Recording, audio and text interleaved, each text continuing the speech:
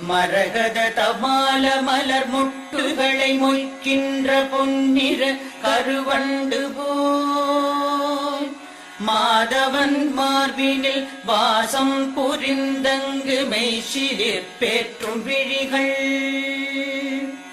பரவும் பல்வடிவத்தின் செல்வ வளமாகிடும் திருமகளின் அழகு விழிகள்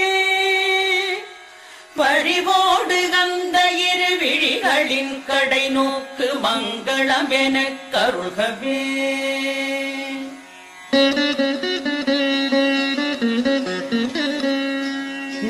நீலமாமலரினில் உள் சென்று வெளிவந்து உலவிடும் பெண் வண்டு போல் நீலமாமுகில் வண்ணன் திருமுகம் காண்கின்ற ஆசையாய் மேல் சுழன்று கோலம் கண்டு